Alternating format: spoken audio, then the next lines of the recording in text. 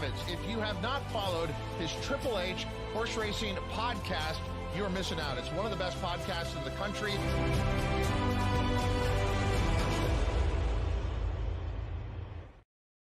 Good evening and welcome to episode 385 of Picks and Ponies right here on the HHH Racing Podcast. I'm your proud host, Howard Kravitz, and we are ending tonight's show with Crossover Week. Crossover Week's been a lot of fun. We've been mixing up our hosts and co-hosts. We're doing the same thing tonight.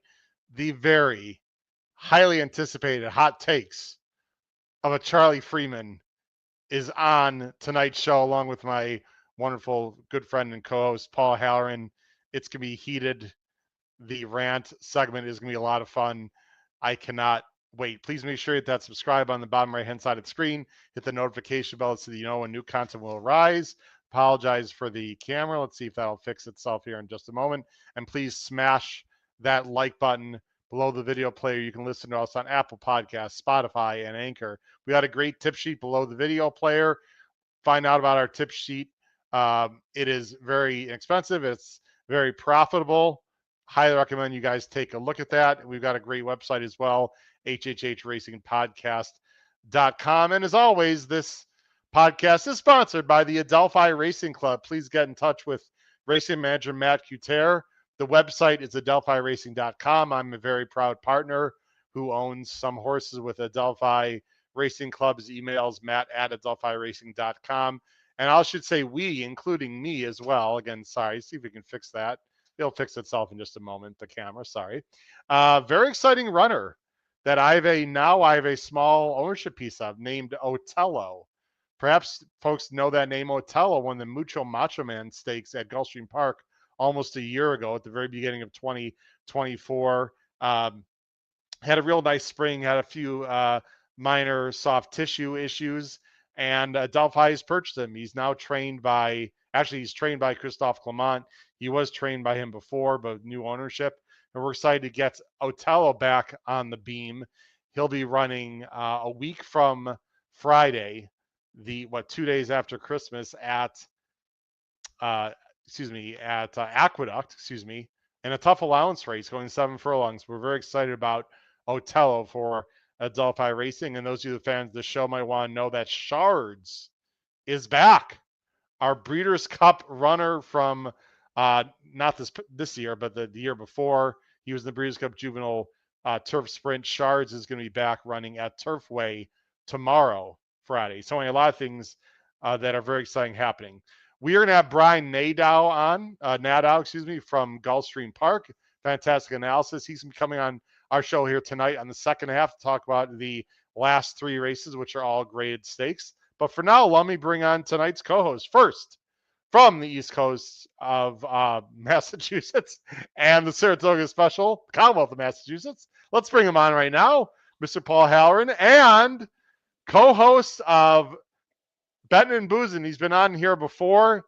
He's ready to fight it out. He's ready to duel with Mr. Paul Halloran. They're waiting, and he's also waiting for, from what I understand, a pretty big, important football game on Saturday from the Ohio State University, now on winter break officially, Mr. Charlie Freeman. Gentlemen, how are we doing tonight?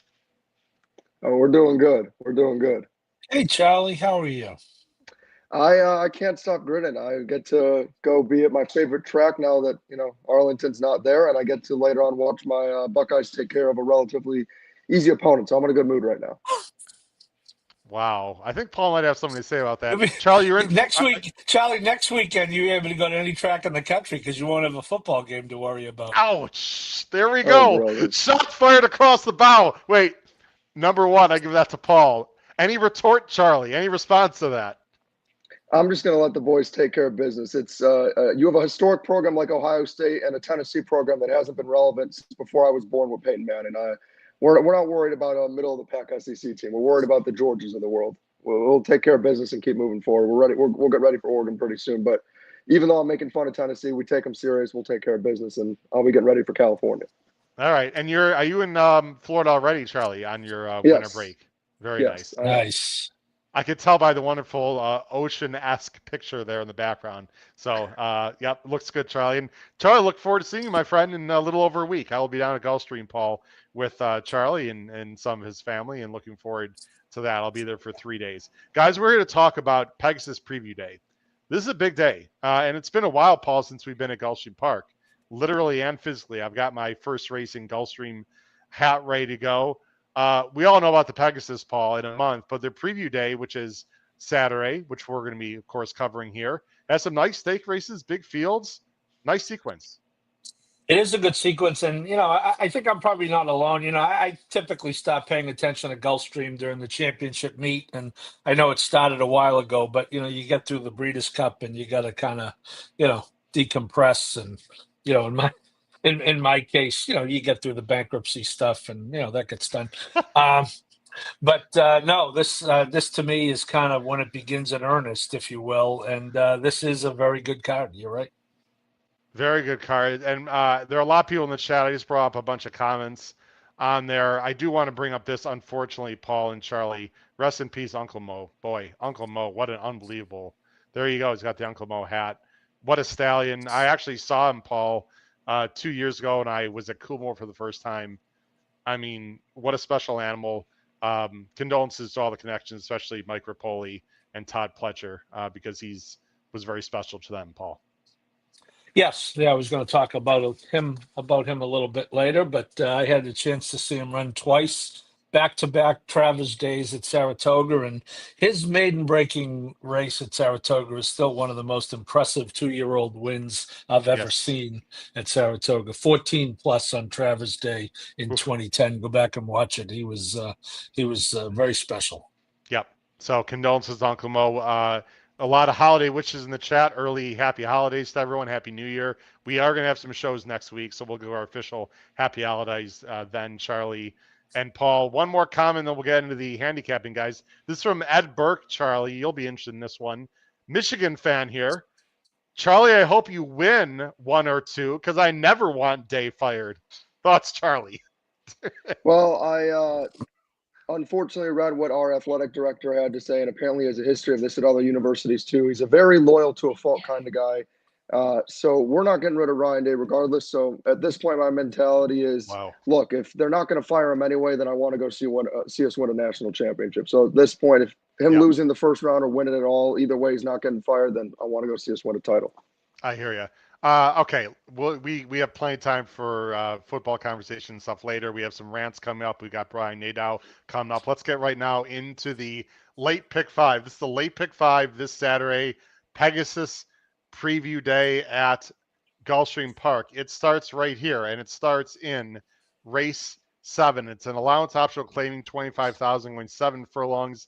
It is a field of 8. The relatively big money line favorite. I was a little surprised by the odds here. Was the number 8. Here's the kicker for Safi and Ira. That is one hell of a combination. Let me bring up the banners, our picks on the screen coming up here in just a moment.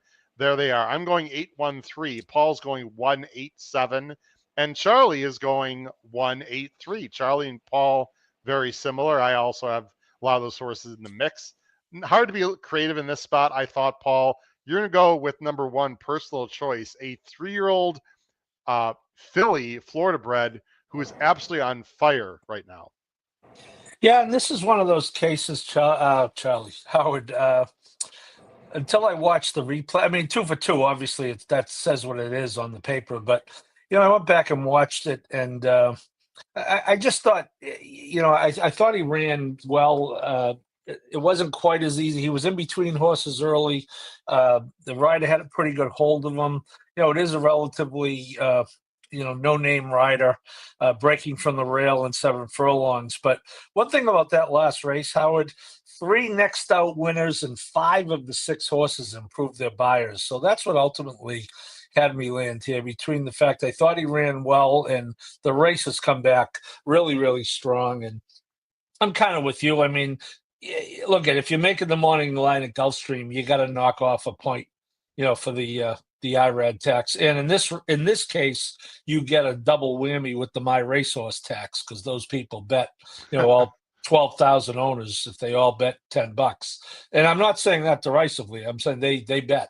So I just think you put it all together, and you're going to get maybe a little value because of the connections of the 1 versus the connections of the 8.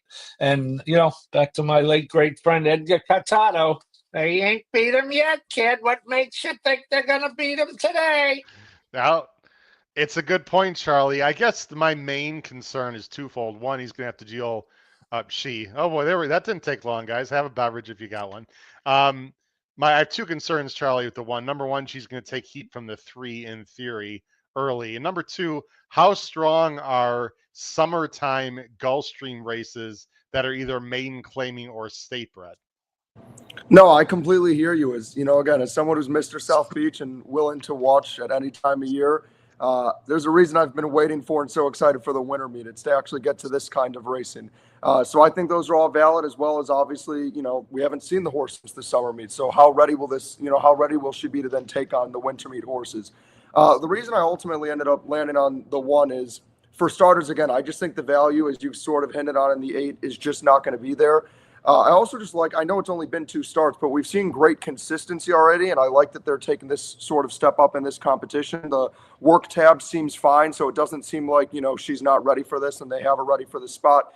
And my other concerns, Howard, which I would love to hear from you on, is as someone who has followed Here's the Kicker pretty closely, other than obviously her debut, she isn't always incredibly consistent. Now, I'm not to say, her 2 second places are poor effort by any means, but obviously you see with the money that she takes, naturally she's expected to win pretty much every single one of these races, and without really any excuses hasn't always gotten it done. And so my kind of question, and I'll let you kind of talk about it more, is knowing the IRAD tax, knowing the Safi tax and the racehorse tax and the inconsistencies, are you willing to take 6 to 5 on this one as opposed to maybe 3 to 1 like Paul and I will likely get on the 1? And for me, that's where I don't think that value discrepancy is how far apart the 1 and 8 are.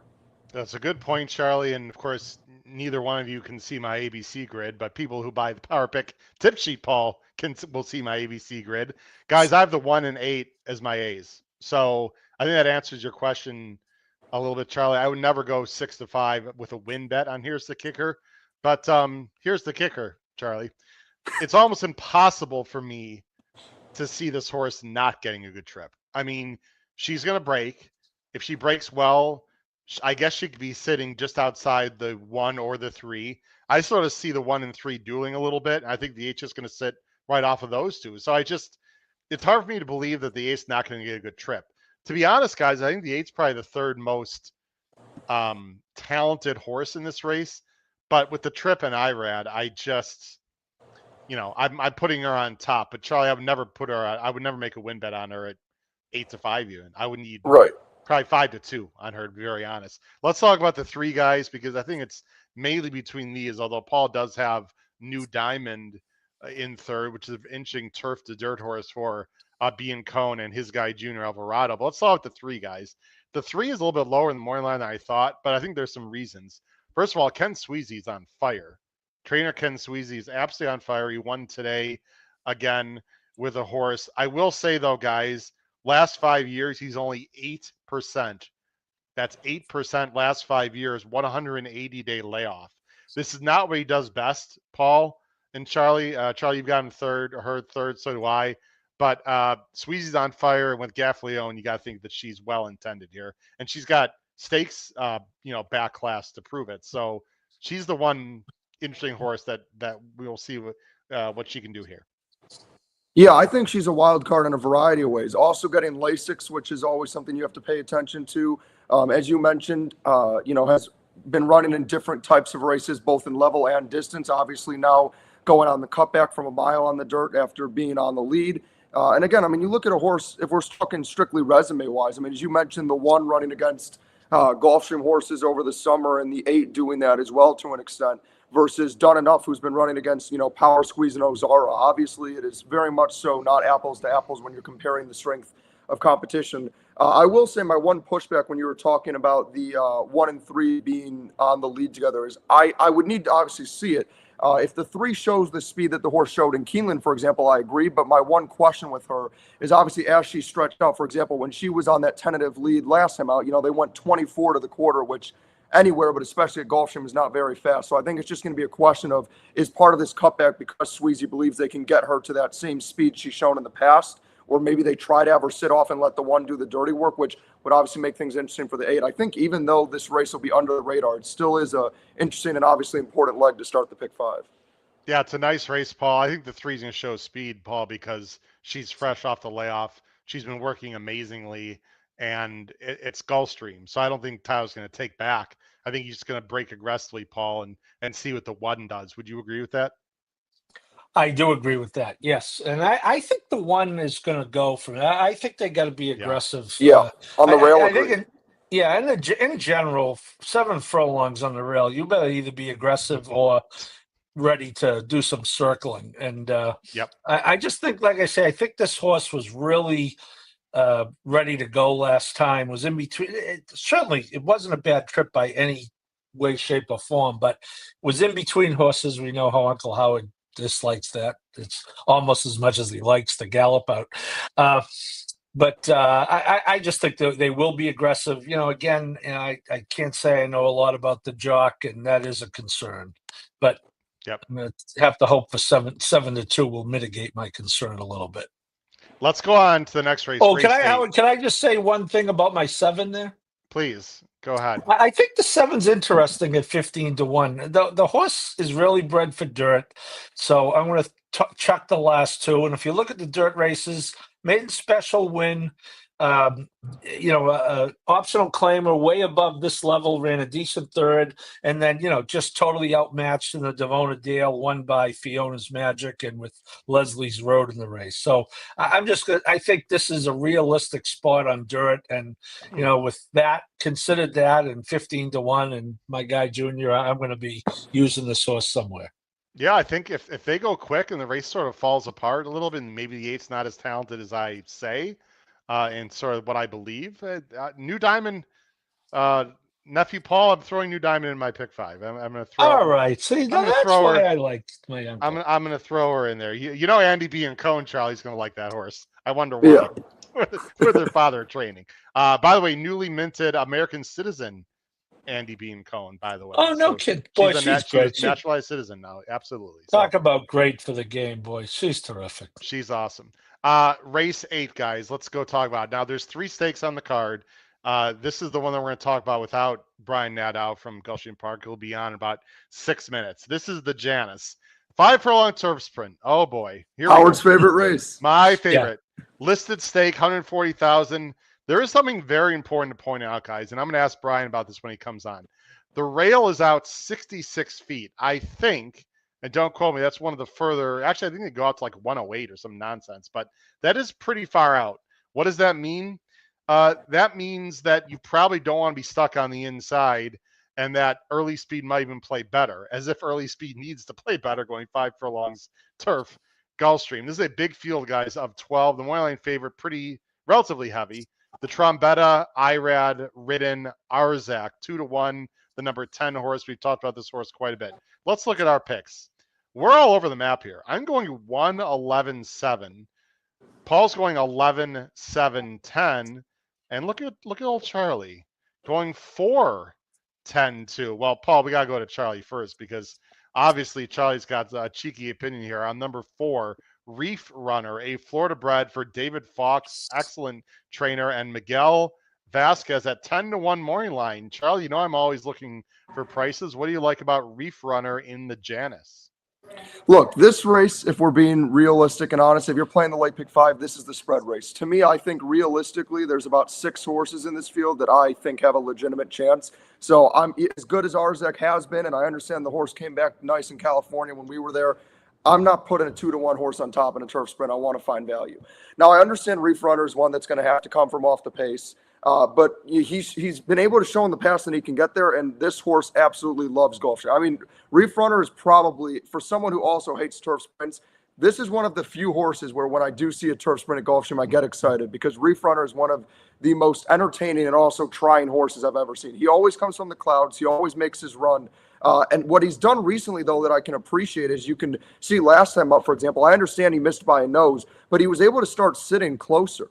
You know, in his earlier races at Gulfstream, he would sit 6-7 lengths off the lead, and it would be really, really hard for him to ever get there. And I would be the sucker that I am, and he would. Yeah, sorry, go ahead. Now he's the 4 in this race. You got to watch the 4, and there's XY Speed who's in this race also on Saturday. Reef Runner I thought had a little bit of trouble. He's in this blue just outside the yellow. He is in between. Oh boy, here we go. So DRF's been a problem actually all week long for some reason. We'll try to show it again. Let me just go towards on the turn there.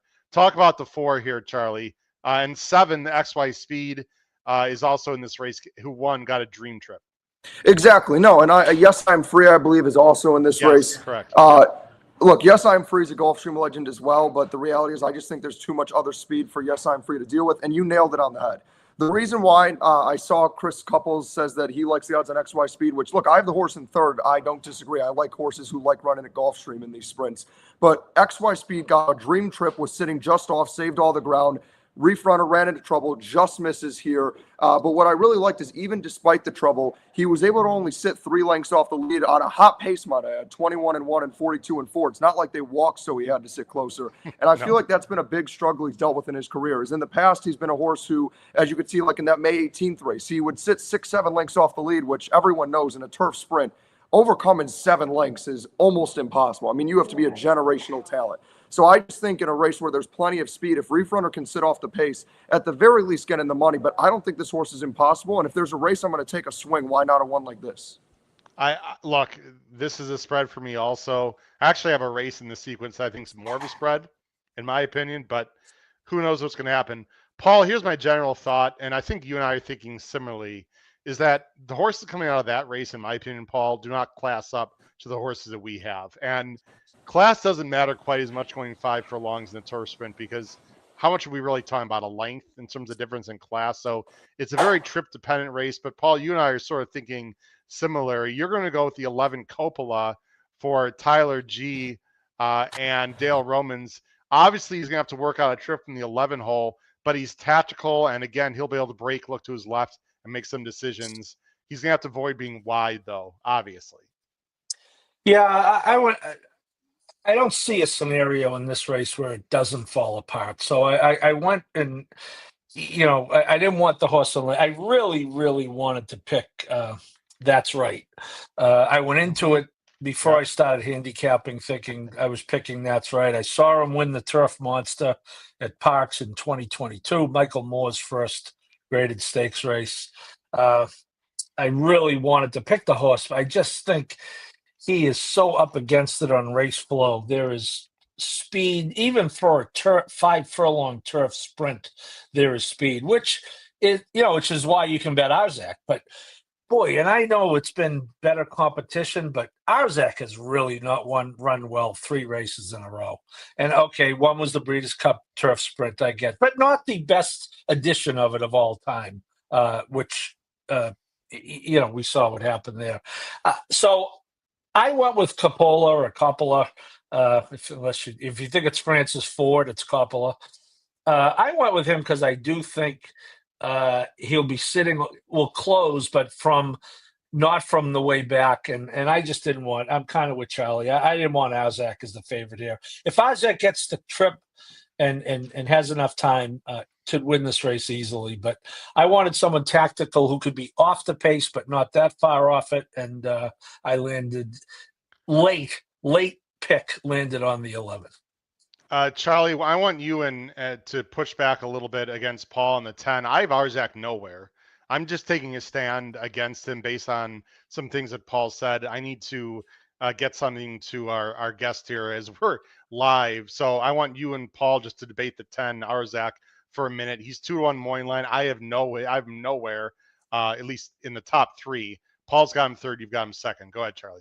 Yeah, I mean, look, vertically, unless you're doing some sort of trick bet, which we'll get to best bets later, I wouldn't touch this horse with a 10-foot pole. The reality is you have Irad Ortiz aboard, and you're going to get the Irad text. And I'm sure you saw that as well, Paul, that you're going to have a horse who's coming from the clouds, who is 6 years old now and is still in, great form for 99.9% of turf sprinters. But for his standards, the reality is he is on the decline, and you're not going to get a good price. You have Irad aboard, so there's a lot to not like. However, in a horizontal wise and, for the chance to come in the money, I think there's no reason to believe for a horse who, half the time in his career has finished in the money in the races that I think you could argue are the hardest to be consistent in finishing the money because they're always a disaster. And I also just think with Irad that he's going to understand that he can't afford to let Arzak sit too far back. He's a very aggressive jockey, especially also how great he does at Gulfstream is he understands how aggressive he has to be to stay in contention. So this is one I would have to use horizontal that I would fully not be surprised and expect to finish somewhere in the money. And it's just one that I'm not willing to risk getting beat by and say, oh, yeah, an IRAD horse in a turf sprint one. Yeah, I think, using Charlie, you're trying to say you'd use them within the race, right? I think Yes. you're mixing horizontal, and you would use them vertically in the race, but Well, not in multi. I was saying on a ticket, I would still use him in my horizontals. I would spread in this race, but I'm saying vertically, I would only use him if you're using him in like a tri-key or a trick bet, but I wouldn't just play a win bet on him or an exact over him. There's just not much value there. Yeah, I agree. I think he's also better going 5.5, guys. He's only gone 5 furlongs twice in his career. And when they get older, Paul, I find they want to go a little bit longer, not shorter. They're just not as sharp. It's been a long season for him. Look, guys, I'm going to use Arzak, but I'm really going to try to beat him. I'm going to use him very defensively. The one I'm interested in most, and we're going to have Brian Nadeau on very soon from Gulfstream Parks. He's getting ready here in our green room. I like this horse quite a bit, guys. Now, look, the number 1, Masato, who is 12-1 morning line. I don't think we're getting 12-1. Guys, I fully understand I'm taking a closer, going 5 furlongs on a turf sprint at Gulfstream. This horse might not be able to get there. But you know what? When this horse was a 2-year-old, he was really good in Europe. He was one of the best 2-year-olds in Europe at that point. He's obviously had the kind of career, guys, where he's been ouchy, he's had some layoffs, but he's also run some big races. And you know what? He's finally starting to string races together. And his last race, which I'm not going to watch, guys, at Churchill, he broke really slow, and he's not a slow breaker. He made a wide move, and the rails were way out at Churchill that day, guys. And it's not easy to close at Churchill either going 5 when the rails are out. He switched leads mid-stretch and won, and he galloped out. Well, I know, there we go again. I think this horse is very talented, guys. He's going to have to work out a trip from the rail. I fully get it.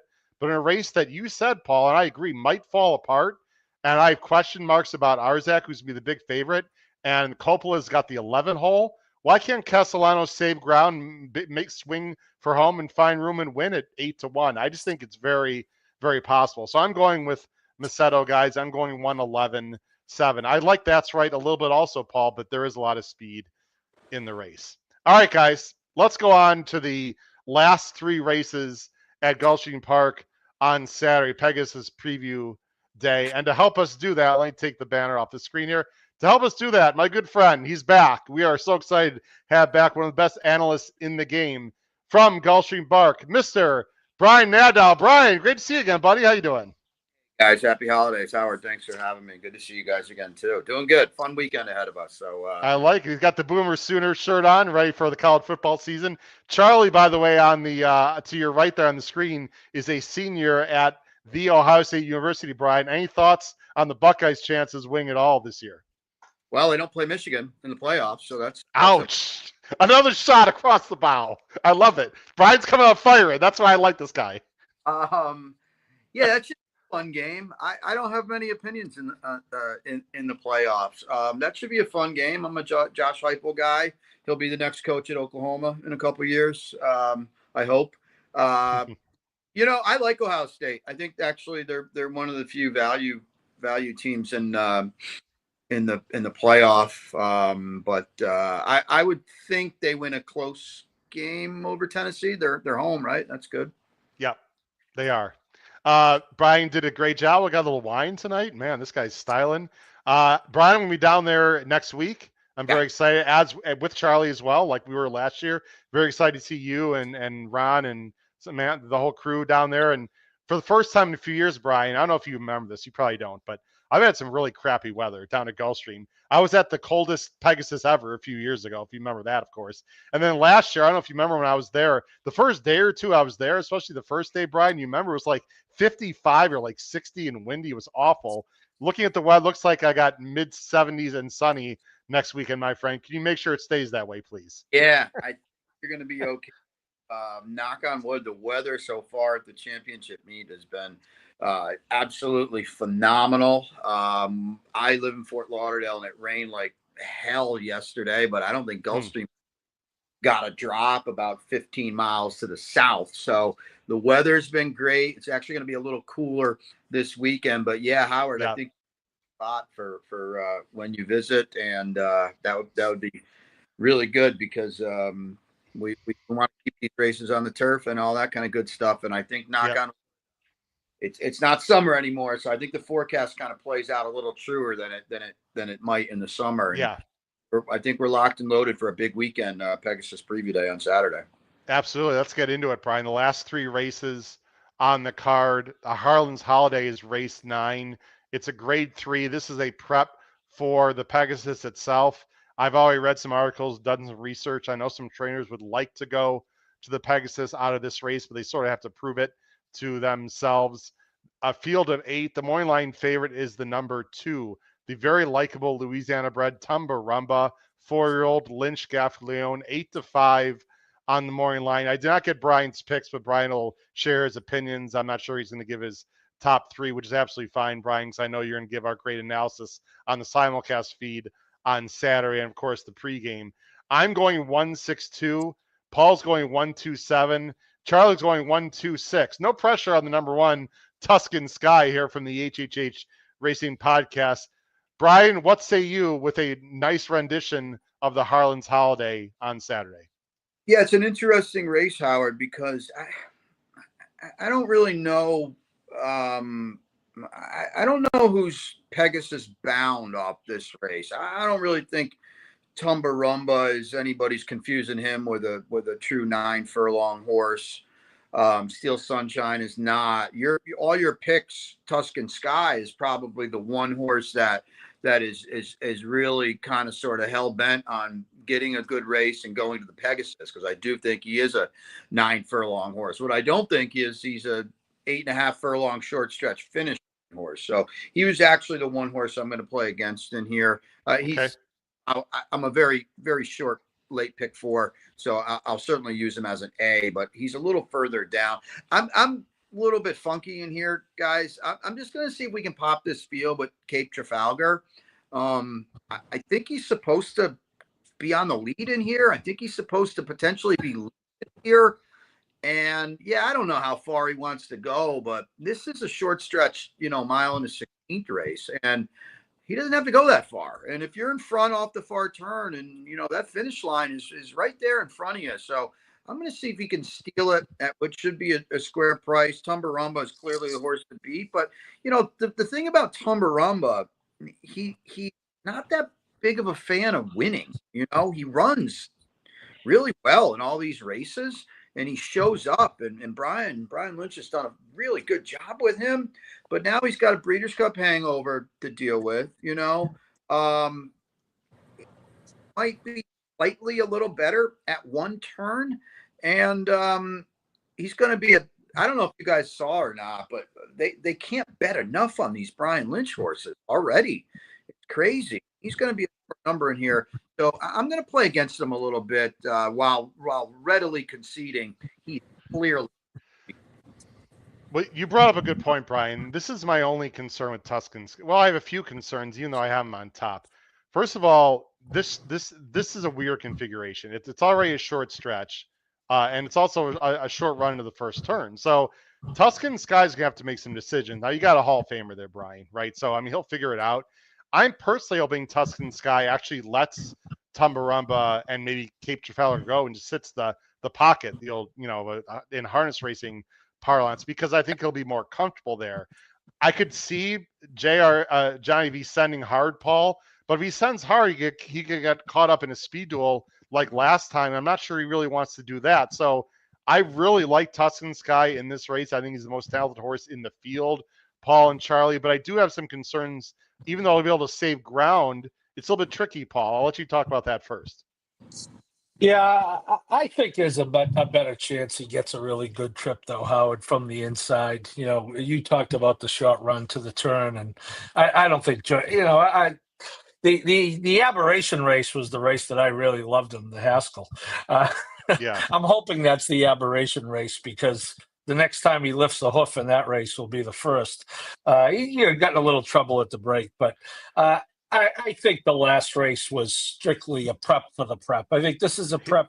Brian's right on target. This horse is Pegasus bound with a good effort. I think the last race was a prep for this, and this Yeah. race is a prep for the Pegasus. And I don't think this field, I like Brian's thinking and trying to get Yeah. clever, because I think other than the 1 and 2, I think the field is ultimately mediocre. So I went either Okay. chalk or try to get really clever, and I'm not that clever, so I went chalk. I think the 1 is a very likely winner here. I sort of agree with you. I think Tumbarumba also, Brian, is just better going 1 turn. I know he's run well going 2, but I don't know. I've always now Brian Lynch is hellbent on going to Pegasus. He said in an article on DRF, if this horse runs well, Brian, I don't like him in that spot. Although again, he's also run well going a mile and 1/8. I mean, he's I've chased him. I'm just done chasing him. I see 8 to 5 morning line. I just he could sit a great trip. He just doesn't win enough for me. Brian, Charlie, let's talk about a few other horses, then we'll move on. You obviously the 1 and 2. I think Steel Sunshine is very possible here because it could get hot up front. I think that last race was more of a prep, Charlie. He's very likable. He figures to sit a good trip. There's no distance concerns. There's no track concerns. I think he's the 3rd most talented horse in this race. But I think I can see a scenario in which he wins, Charlie.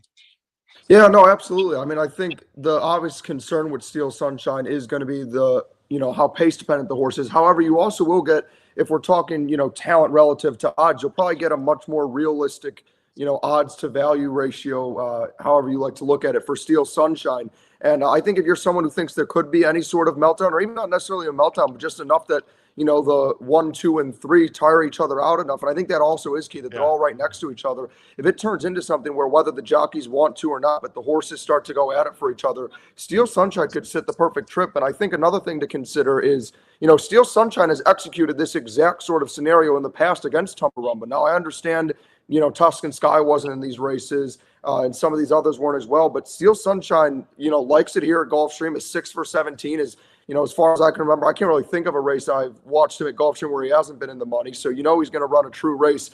And I get that he has some of the, I would argue, almost similar concerns to Tumbarumba, though, where he likes to run really game races but not always get the job done. But kind of as Brian was hinting at, you're also going to get, probably 3 times the price on the 6 as you will for the 2 who could also get a setup. So I think if you are trying to get creative or look for a different scenario, the 6 is far from impossible. Brian, I think Steel Sunshine might drift up a little bit too, just because I think Tuscan Sky is going to be, it could be as low as 6 to 5, whether people agree with that or not. And I guess the main question with Steel Sunshine, Brian, is if he wins, what is Michael Averone going to be wearing in the winner's circle? Yeah, Tumbarumba is not a stiff favorite, just with all that we've seen so far. Okay. Steel Sunshine, he's just better at 1 turn. I'm very positive of that, and this is against of the configuration of the racetrack. I wish they'd keep this horse at 1 turn. I wish they had run him, given him a shot before go, or the Churchill Downs on Derby Day. To me, he's just not a 2-turn horse. He's always, as the guys said, he's always pace dependent. They always bet him. I understand he's had, Paco Lopez aboard, and Paco is one of the down here that's going to take money if he's on a horse, regardless of what the horse is. But the DeBona horses tend to get bet a little bit. And I think people, these kinds of stretch running horses, I don't see a path to victory for him. It's an absolute epic meltdown that, you guys did kind of hint that it could be if the 3 favorites or the 2 favorites and Trafalgar get all hot and bothered early. But I find it hard to believe he can get up over all of them. Yeah, that's a good point. I like your Cape Trafalgar pick. I'm going to use him defensively.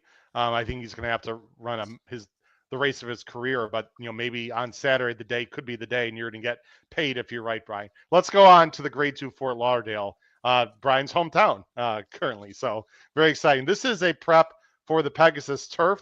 By the way, I'd also want to mention to everyone, Pletcher also has Locked and Crouppy set to run in the Pegasus. So It might be a 3-prong attack, Brian. Locked, by the way, I'm a huge fan of. I loved his effort in the Cigar Mile. I think he's going to have a serious 2025. So that the Pegasus is shaping up to be a fun race. Let's go to the Fort Lauderdale, Brian. Real nice turf race, 1 1/8. Let me go ahead and bring it up right now. Like I said, this is a prep for the Pegasus turf. It's a field of 9. Morning line favorite here is the number 5, Win for the Money for Cassie.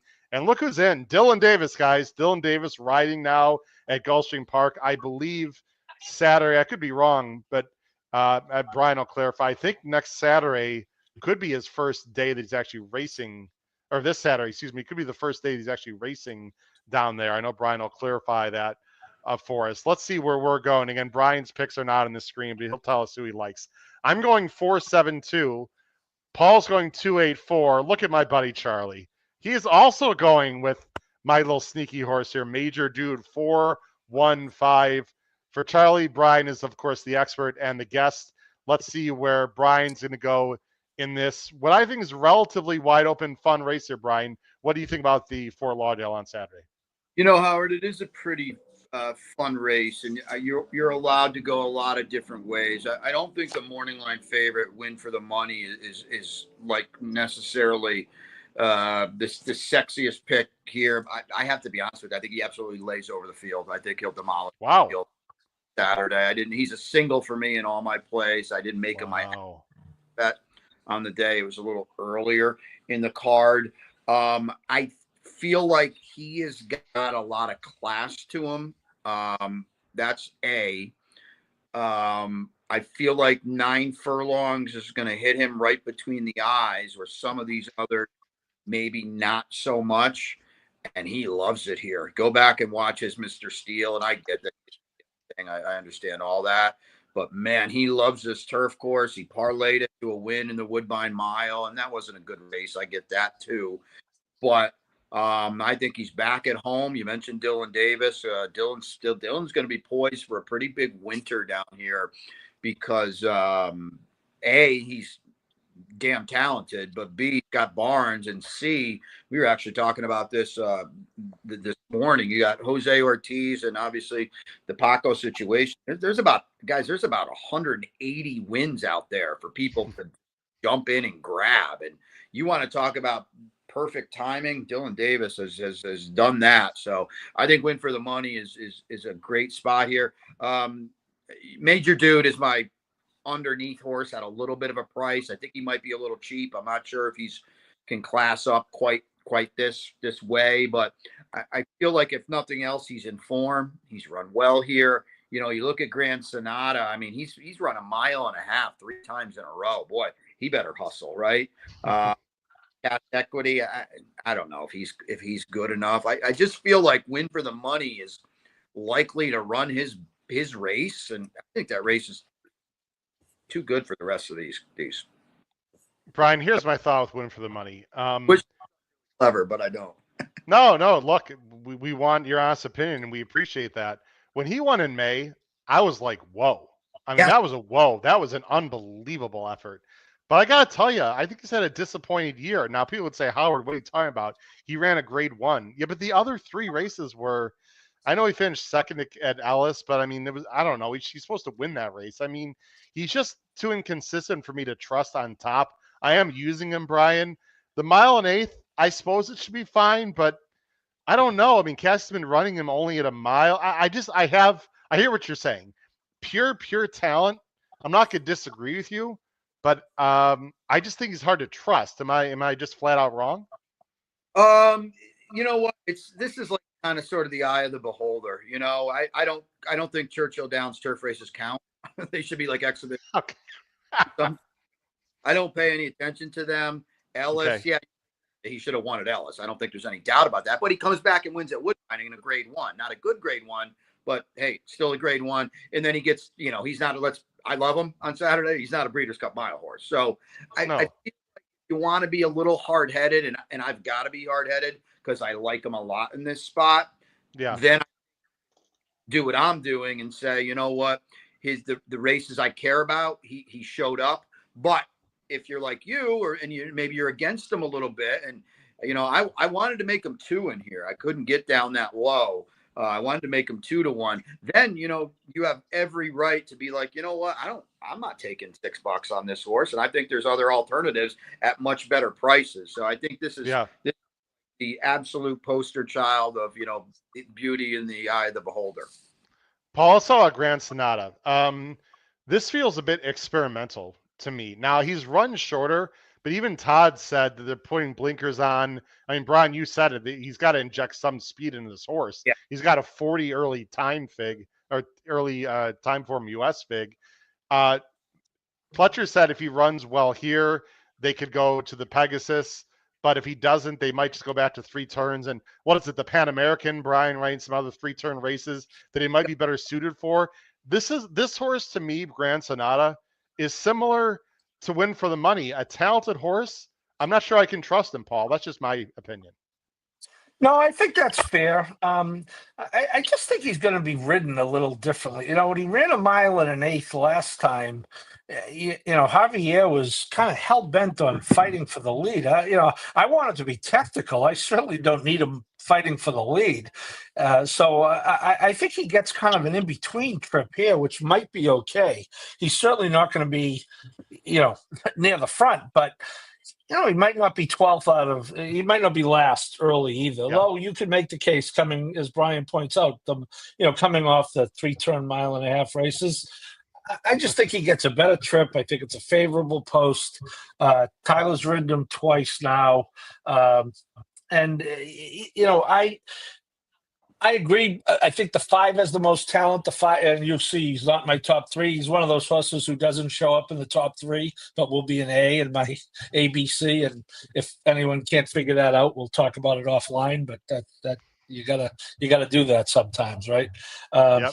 My top 3, I wanted to get a price horse in there just to be on the board, so I threw him in second. But yeah, I don't love the 2. I think there's 3 or 4 horses who can win. Although I don't know, Mr. Nadeau seems like it's pretty easy, so maybe we could just use the 5 as a single A and move on. There you go. I mean, it's an easy game, right?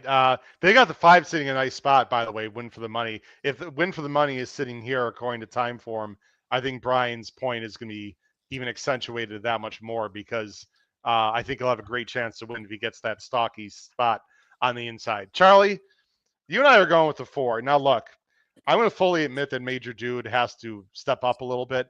I really think he's coming into his own, Charlie. I think we're getting a price. I think he's going to sit right off the 3, as it says here. And I just am not sold on the other 2. And you got Pletcher and a very high-quality rider, obviously, with Irad, who's going to sit a good spot. What I noticed, and I'm going to show the replay, Charlie, the last one in the stretch, and Brian and Paul, I'd like your opinions if you watch replays or know this horse. He used to be very ranked, Charlie, and sort of headstrong. It looks like they're really teaching him how to settle. He's finally learning how to settle. And when they pushed the button last time, when Pratt did, boy, there was instant acceleration. Now, I know that was an allowance race, but I just think he's going to sit a great trip. And maybe this is his time where you're going to get a price. I know I probably stole a lot of your thoughts, Charlie, but I'll let you talk over his last replay win at Keeneland. If we can get the replays to work, I apologize, everyone. DRF's a little bit goofy right now, but tell us about Major Dude here, Charlie. Yeah, I think Major Dude, if you just look on paper at the form and you draw a line, through the race 2 back, it was a good turf. He, clearly didn't like the good turf at Saratoga that day. And more importantly, kind of like Brian was talking about with the 5, where that horse was not a Breeders' Cup Mile horse. The reality is Major Dude did not belong in a race with Carl Speckler and More Than Looks. Let's just be honest. I know we like He's the one right now in the replay. I'm not going to talk over you anymore. He's the one. Go ahead, Charlie. All good. But for me, if you draw a line through that race, you see a horse who was running in the 80s, and then next thing you know, off a layoff, runs a 95, a 97, and a 96, which to me just kind of tells me almost sort of the angle we talk about where a horse has a buyer top, and you're waiting for that big effort. I see it the same way as you, Howard. He's been in those high 90s, and I think he's coming into form. He has that bullet work in 47-4 on December 14th. I think he's just been sitting on that big breakout performance and kind of got that momentum caught up on him after, again, just being aggressive, which I never hate a trainer being aggressive and saying, I have confidence to put a horse in a grade 1. And for that horse to go off at 12-1 in a race of that quality makes no sense to me. But again, it shows the public felt the same way about Major Dude as well. I think he's sitting on a huge performance. I actually don't entirely agree with time form. I hope that is true. I don't think he'll actually be able to sit that close to the pace. I think if Major Dude has the jump on the 5 and sits that close, I'd put Major Dude off the turn at 8-5, and I would be very confident he's winning from there. I think he's going to have to do a little more work than that, but I think he's in great form. I think he will be happy at a mile and an eighth. He did a great job in that in Saratoga. I think compared to some of these others, he actually has shown he can handle the distance and show enough speed. I think Major Dude makes a ton of sense here. And I know with IRAD, Tax, and Pletcher, I'm not getting 5-1, but on my own side, if I'm getting at least 3-1, there's going to be a decent wager on Major Dude. Brian, the other thing is I think there's still upside here. And I'm not sure there's upside with the others. I think he could run even better. And I don't have to tell you, Brian, or anyone else watching, how good Flavian is. That ride that we just watched, I mean, how patient was he? He just waited. I know a lot of, jocks, Brian, would try to like split the seam early or try to be cheeky up the rail. He just waited. And I thought the acceleration was pretty impressive. I do agree he's going to have to step up, but there's things to like here, in my opinion, Brian. You said you like him a little bit also, though, right? I put him in underneath. I think to me, he's got to show he can bridge the gap to stake sources, older graded stake sources. And I agree that the 4-star Dave is, that's meaningless because he's not that kind of horse. I wanted to see a little bit more. He's kind of blinked more often than not in these types of spots. Working really well do at Palm Beach Downs for what that's worth. If people believe in that, I mean, I would hate it if he's 3-1. That's a huge underlay to me. I agree. Better horses. Even with, listen, obviously, I make the morning line and it's Todd and Irad, but he to me, I hope he's a $10 kind of horse. If you get him home, and he should be that kind of horse, because is he better than anybody? Like, there's 6 or 7 horses on paper that you could argue are better than him or are the same as him. Yep. Yeah, and you do a great job the morning line. I think you're right on here with this race. Very quickly, guys, we got to go to the last race. I think Siege of Boston is at least a little bit interesting. He's run some big races, guys. He's been grade ones, He likes Gulfstream. I'm sorry, Brian, you cut out. Did you say something? Well, I just said I saw that time form thing. He's supposed to be in front, I think, in here, and I would expect. And if he's freewheeling on the lead, I'd be worried about him. I mean, I know he's only 3 for 20, guys. I think he's a little bit interesting. Paul, real quick on the 8. Charlie, very quick on the 1, and we'll go to the last race. Yeah, just strictly a board horse for me. Ironically, Joe Allen, who is a Boston guy, by the way, hence the name Siege of Boston. He's from Quincy. He bred the 8, the horse that I just think the 8 is strictly a board horse for me. You'll see in our plays later on. Just look at it. 14 out of 22 on the board. Yeah, boy, I've chased him a lot over the years, and he just doesn't get there enough. Cash Equity should sit a good trip. Charlie, talk 20 seconds about this horse. Yeah, obviously he's going to need a pace meltdown, but I think still makes a ton of sense and is a horse that's crying out for distance. I mean, he's running at a mile a lot, but you see at the Kentucky Downs races, he completely outran his odds because it plays to more than a mile. I think he'll love the distance. And Zaya's with Safi's not bad connections for a horse you'll get a square price on. No, it's a fun race. I do agree with Brian that Win for the Money is probably the most talented horse, and if he shows up, he could win by 2 or 3. But so it's going to be very interesting to see what happens. Let's go on to the last race. Now, guys, we prefaced this, and Brian, I mentioned it before you came on. We talked about the Janus, the 5 furlong turf sprint was, pretty wide open race. I got to tell you, God bless you for doing the morning line in the last race, Brian. I have no effing idea how you did the morning line for this last race, because I am not an all ball guy, Brian. I think the all button is sort of the weak way out, so to speak, in a lot of handicapping aspects. And I think people waste money on hitting the all button. I got to tell you, I think, 12? I can only toss maybe like 2 in this last race. This last race is absolutely impossible. Let's take a look at it. The last race on the card, I'm going to go to it right now, is the Swanee River. It's a grade 3 for fillies and mares. They're going 1 mile. It's a huge field of 12. And Brian's morning line favorite is the Rail Horse, the number 1 Ocean Club, for very likable connections of Jack Sisterson and Edwin Gonzalez. You've got Bless My Stars at 9-2. Breath Away at 5-1. Brian, you got two horses at 6-1. You got a horse at 8-1. Oh my goodness. I mean, Brian, help us with this Swiney River to cash the late pick 5, man. I mean, it's just impossible, right? I mean, the 12 might be favored. I don't know. The way they bet IRAD around here, the 12 might be 7-5. I don't know, but it's first post in racing. We have no idea if she's any good or not. She hasn't run in almost a year in South Africa. So, and then, as I mentioned, the post, and then you got Ocean Club. They like to bet Jack's horses a lot. He's a good trainer, a good horseman, and she draws perfectly, and she's coming in off a graded stakes win at Belmont at Aqueduct, and she's got speed. So I'd like to think they're going to land there. I have no idea. Good, but she's terribly drawn as well. You got to be IRAD will be in the Hall of Fame one day. If he can get the 12 home from here, they should put him in Saturday night, because get your racing form in the configuration and where these horses on the outside break in the run into the turn. And it's just so bad. Maybe there's a few scratches and they can come in. I don't know. Howard, I agree with you wholeheartedly. Close your eyes and throw a dart at the board. I'm going to try, and I'm going to fool around with the 9 Golden Hostess. I know it's not great logic, especially if there's some for beginners out there where you see a horse closing at a sprint distance and you expect them to do that when they stretch out. I don't really think I think she'll be a little closer on the stretch out. I hope, and John Velasquez is aboard to do that. I mean, he's a Hall of Fame rider for a million reasons, but he's so adept at getting some tactical speed out of horses. She's kind of sort of bred for it. Graham Motion says, yep, I'm going to try it. Who's a better horseman than Graham? And I want to say one thing, and I want everybody to keep this in mind as we run 2-turn turf races at the championship meet throughout the winter. If you're a sprinter and you're ever going to get 2 turns on a turf course, it's in Hollandale Beach at Gulfstream Park. And I think it can carry horses, and maybe, I'll take a shot with her she should be a square price in here. I think you have to look for value.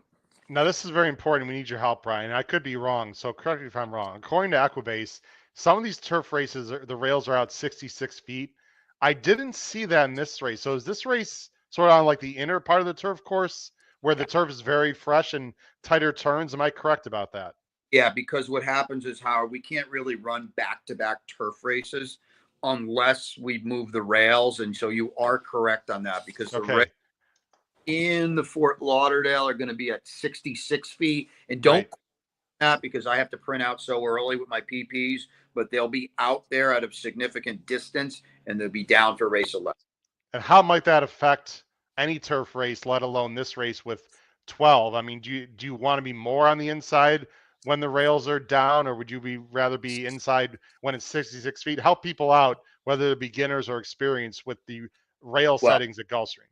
Yeah, when the rails are out, I mean, obviously the run to the turn is that much quicker, and you're going to have a real problem making up ground.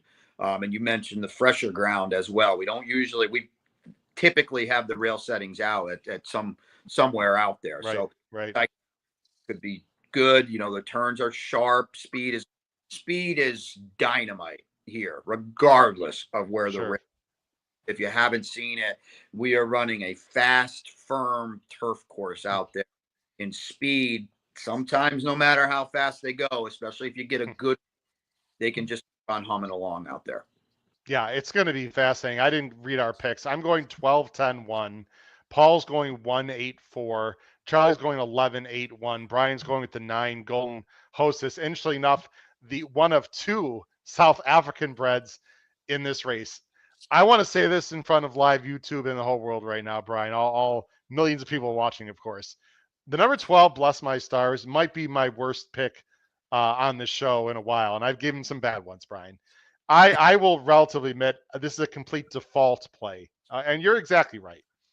The problem is I look up and down this race, Charlie and Paul, and I see just, everyone's got like mid-high 80s, maybe an occasional 90.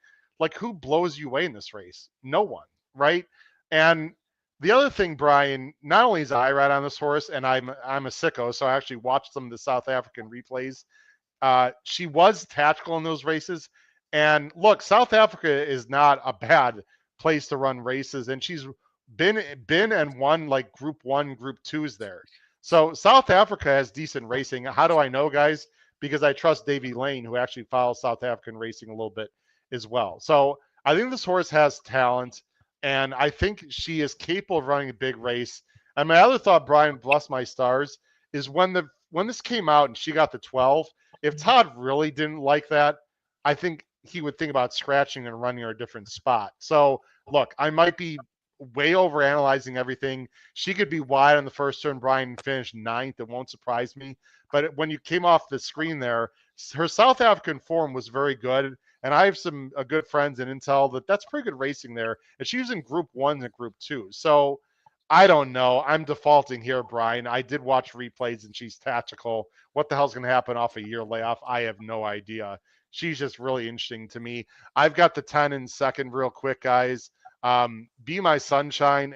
It's a wide open race. I think there is some speed. She loves Gulfstream, right? She's 3 for 5, and I'm getting a price. And she's coming off a layoff, but I think Safi has this horse in the right spot. And then I've got your one horse, the favorite there, Ocean Club, who should save ground in third. Paul, let's go to you. You've got the one, which we already talked about. Why don't you mention the 8? Because I know Charlie likes the 8 also. The Chad Brown Saffron Moon. By the way, Chad, no bueno at Gulfstream in general.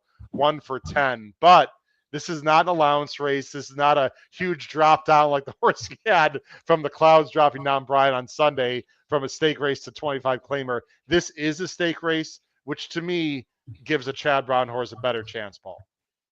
Yeah, this horse is more of a board horse for me, Howard. I'm going to have her as a C in my grid, but a horse who has just if you're lucky enough to get there with 4 A's, which is difficult, you don't want to miss it with a Chad Brown horse winning at 5-1. So yep. I wasn't when I saw I started handicapping before the morning lines, before I had the PP morning lines, and then I said, 4-1's decent. And until Brian just said he made her the favorite at 4-1, I wasn't aware 4-1 was the favorite. So here I am thinking I'm getting a bargain. I get the favorite, but 4-1 is 4-1. But it's a difficult race. I think again, I do, regardless of where the rails are, where the start is, I think the 1 is in a pretty good spot, and I am a Jack Sisterson fan, and et cetera, et cetera.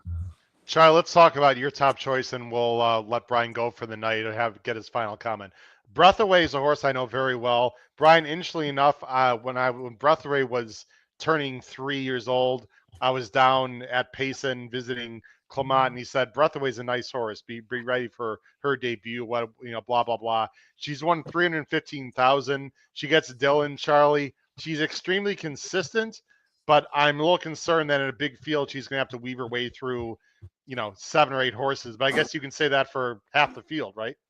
Yeah, no, I mean, I think that's fair. Ultimately, I just think that Breathaway is another one of those that's just sitting on a big performance and is, you could argue the most consistent horse in the field, hasn't really run a poor race. I understand, kind of gives you a heart attack if you bet the horse because she's either going to win narrowly or lose narrowly, but at least you'll always, know you're in the fight. But, I'm trusting Dylan Davis here. I understand, obviously, there's also concerns with that it's not like he's a veteran at Gulfstream, and you could argue with a horse like this, you want one that is. But Breathaway, you know what you're going to get with her. She's a very honest horse. She always runs well, and I just feel like she could work out a nice trip here. And I think if Dylan could be a little aggressive in a race that I don't think has to have any sort of crazy pace by any means, I think if you can get Breathaway to get a little bit of a jump on, a horse like Saffron Moon or some of these other closers, he could get there. And I mean, this is a horse who went toe-to-toe with Ocean Club, who I think is a deserved favorite, and you're going to get a pretty decent price on Breathaway. Yeah, you make great points. I like this horse, but you're right. I mean, boy, she cut it close at the end. And she does not want what is this, a mile? She does not want to go longer than this, in my opinion. I know they've tried to stretch her out, but Brian, she's hung a little bit at times in the lane, and you have to time it out just perfectly with her. But she's very likable. Who else do you have on the 9 in general on your ticket, Brian? And we'll let you go for the night. Yeah, Breath Away. The 5 I'm going to use are 9, 1, 11, 8, 7. I think Saffron Moon is slow, but I agree with everything you said. He's popping her in a stakes. That I think that's positive. Be Your Best is a horse that she's a lot like Todd's horse in the Fort Lauderdale. It's a big, huge cutback for her, but unlike Grand Sonata, she's got some speed. Now, I don't expect her to be in front after going long at Aqueduct and Santa Anita, but she should be close enough. And I think she's dangerous too. And listen, we all know Irad, how great he is, and all, and have here John Velasquez. I'm going to tell you what, you find somebody that rides this turf course better than Edgar Zayas, and that'll to me. So he'll put her in the right spot. You can see it on the line. There could be 7 different horses favored. Breath Away's favorite, I wouldn't be shocked at all. I'm making Breath Away favorite if she had a real post position, but it's a bad one. I'm making bless my stars. These post positions, I can't stress it enough, are really problematic for these outside horses. Now, if there's 3 scratches in the race, that's going to help a little bit. But you guys, you've got your form, and you guys are experts anyway. But I'm just saying, if anybody not in the loop, just make sure you check your form and the circumference of this race. You are in the parking lot if there's 12 horses at a mile. Yeah. Brian, listen, we appreciate your analysis. We appreciate you coming on. We look forward to these races Saturday, and Charlie and I look forward to seeing you the following weekend. We'll come over to the TV area and say hello to everyone. And it's gonna be a great next weekend's gonna be a lot of fun too. But this weekend's a real challenge. I don't put words in your mouth to end your portion of the show here, but you would be singling Win for the Money and probably I'm guessing going a little bit lighter in the in like a pick 3 in the Harlan's Holiday, and then spreading like the Dickens in the Swanee River. Is that right? Yeah, I like to think I'm definitely, regardless of who wins the Swanee River, I'll have it because I'm going to single and I'm going to there and then spread a little bit in the Harlan's Holiday. I think I heard you talking briefly when I jumped in. Listen, he's going to be 7 or 8 to 5 in an 11 horse turf race, but Arjack, he's supposed to win the Janus. You don't have to take him, but he's supposed to. I'm going to be pretty tight there. I think he just kind of got the class in there, and Irad will figure it all out. So real fun. Thanks for having me, guys. I appreciate it, Howard and Charlie. I look forward to seeing you guys down here as well. Good holiday too, guys. Where do people find you, Brian? Real quick, promotional, anything you want to promote, or where do people find you on X or whatever?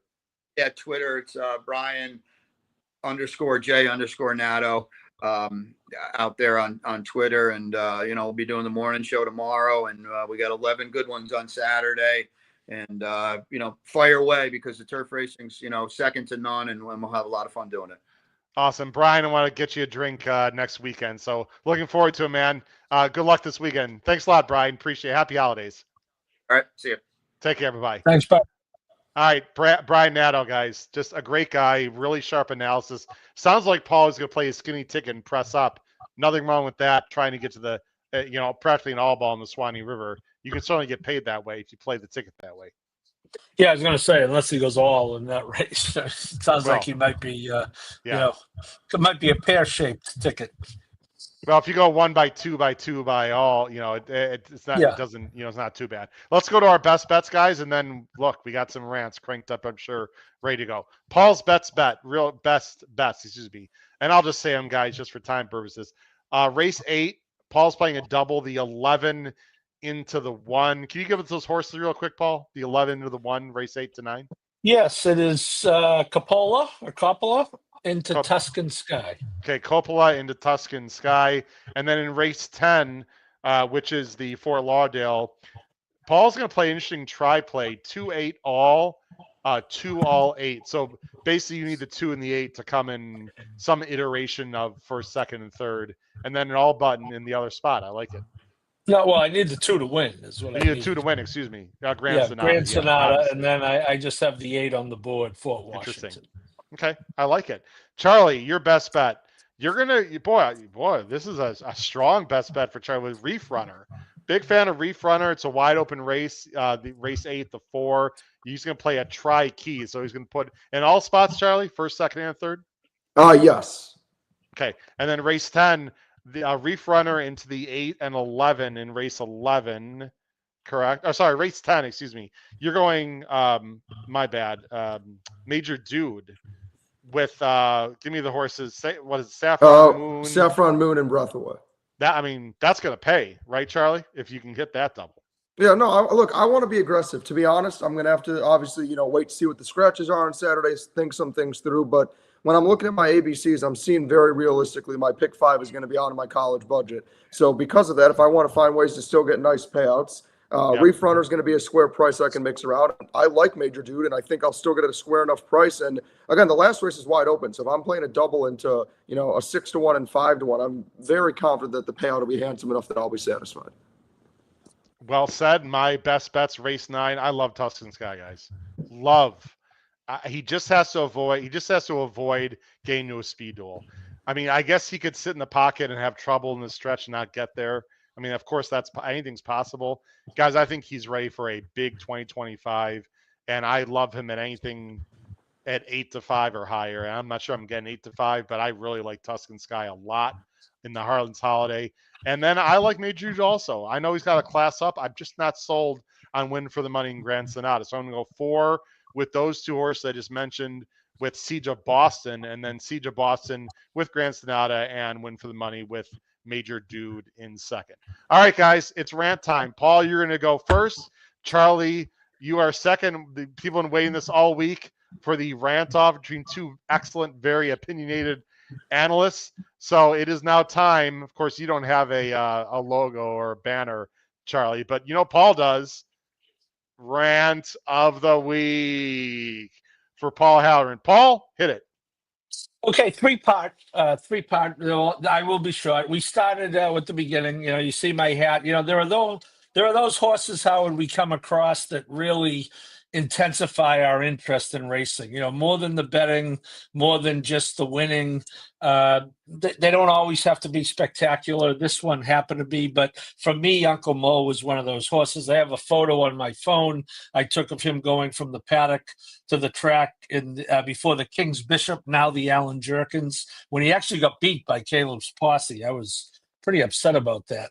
But anyway, he was he actually led to Graham Motion's first Derby win with Animal Kingdom, because Todd told Graham he was thinking of scratching, which opened up Johnny V to ride Animal Kingdom. Anyway, rest in peace, Uncle Mo, one of the great ones. 2, I don't want to get into a long dissertation. We went back and forth on Twitter.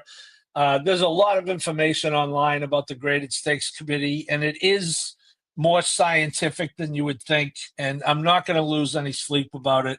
But one Grade 1 dirt sprint for males on the premier racing circuit in the country, I think, is a little foolish.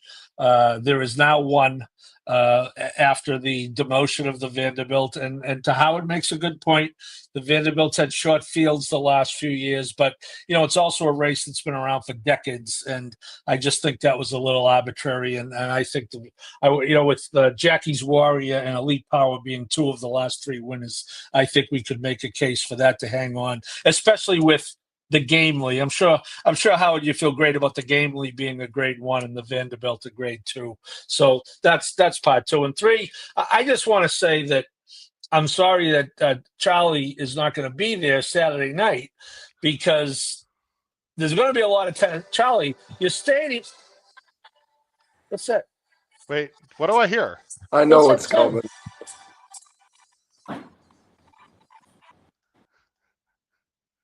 Song a lot Saturday night in Columbus, Charlie. I got the Rocky Top in that Tennessee football in the background, baby. Let's go Rocky Top. Rocky Top. No, in all seriousness, Charlie, what's the deal with 35,000 seats going to Tennessee people? People like yourself getting out of town and not sticking with your Buckeye. You can't get upset about the loss to Michigan. It happens every year. So what is the deal with people leaving town? There are going to be 30 to 35,000, and no one travels better than Tennessee. Wait, Paul joined Rocky Top. Woo! Da, da, da, da, da, da, da. All right. Go ahead, Charlie.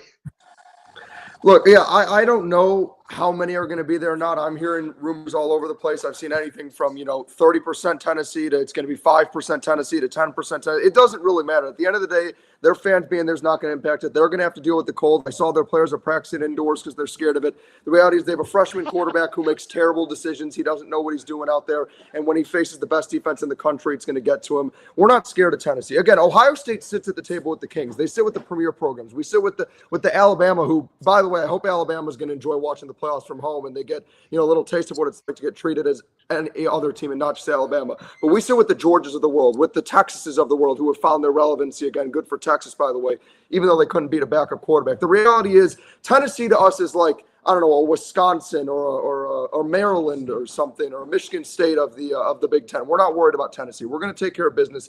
I have two brief rants. The first one is about NBA officials. The reality is NBA ratings have been completely collapsing every single year, and this year they've hit rock bottom. And I think a big reason why, aside from the illegal streaming, is from the referees. They're throwing out the softest technicals I've ever seen. They just want their lives to have some sort of relevance and importance. They want to make the games about them. And I'm sorry, because I know we have some referees associated with the show, and it's nothing against them. It's strictly NBA refs. But the reality is, I don't know if they're just miserable with their lives or what, but they're throwing out technicals like they're free souvenirs and taking away from what people are spending hard-earned money on.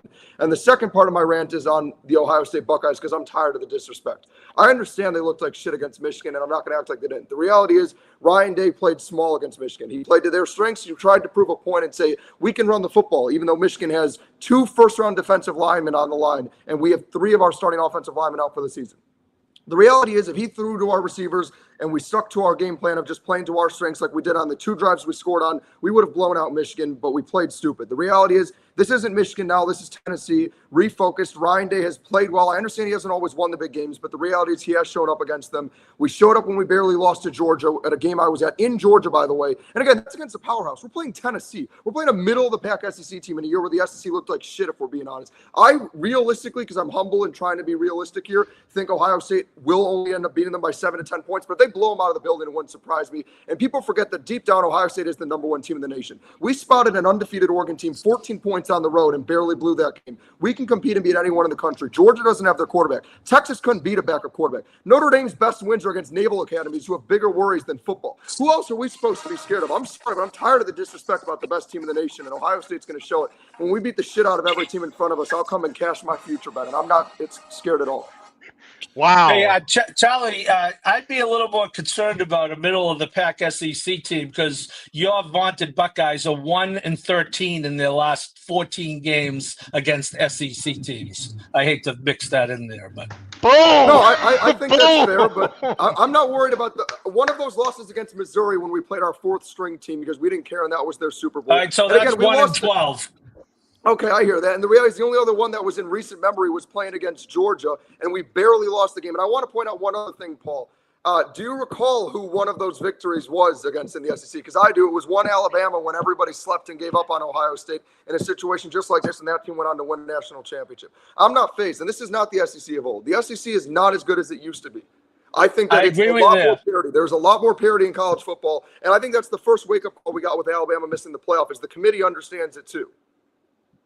I agree with you about the SEC not being the way it is, but I got to tell you, Charlie, you better hope that Chip Kelly and Ryan Day get their heads out of their asses before I they don't disagree suffocate. with you. That was going to be one of my rants. Those guys, that strategy you just talked about against Michigan, those are the same guys that are running the show Saturday night.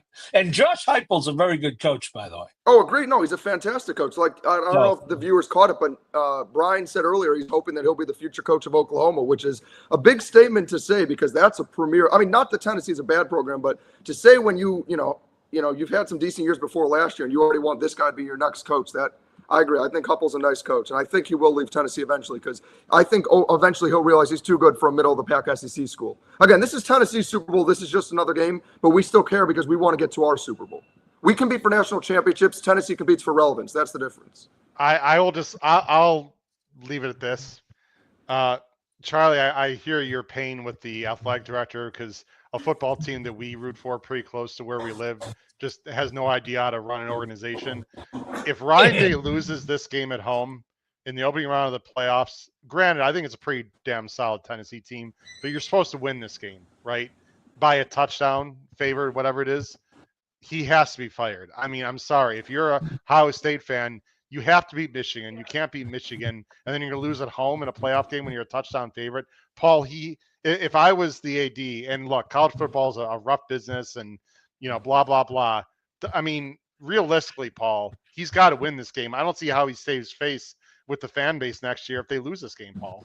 I just don't see Yeah, I it. agree. And in all seriousness, I do think, Michigan aside, the guy is obviously runs an outstanding program, but it's you can take it at any level. If you're the Harvard coach and you lose to Yale every year, you're getting fired. It's something, just if you're the Auburn, the Alabama coach and you start losing to Auburn. So I would say, and I think Charlie would agree. I think at home under the lights on the first year of the expanded playoff where they wouldn't have been in a 14 playoff, they wouldn't have been in. Right? Probably, we think, with that loss to Michigan. So, he's got to win this game, doesn't he, Charlie? No, I mean, look, again, if it was me, I would have already been, on the phone a few years ago and have already given him the boot. But the reality is with the way, again, the athletic director is, I don't think he can be fired. This is not what I want. This is what I'm saying I think will happen. That being said, I don't disagree. I think it's going to be harder and harder for our athletic director to save face and deal with the hate if they're not able to beat Tennessee. Yeah, it's gonna be a lot of fun. All right. Well, what just happened? What just happened here? Don't worry about it. I love it. I love it. That's right.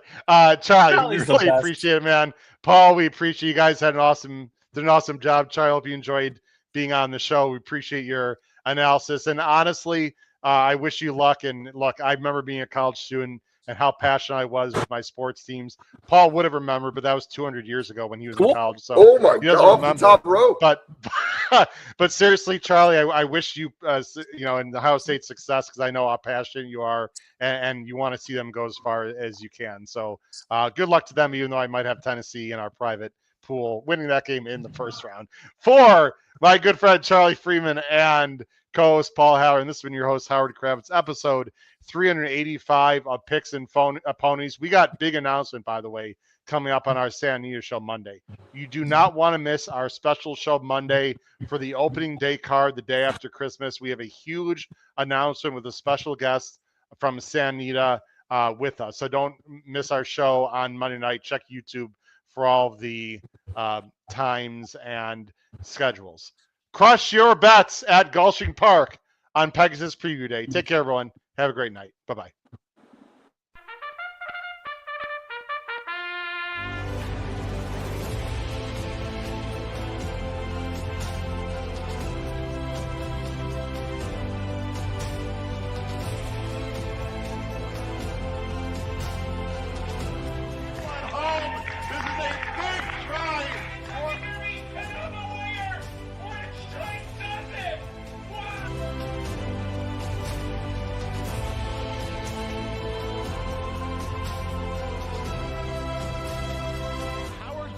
If you have not followed his Triple H horse racing podcast, you're missing out. It's one of the best podcasts in the country.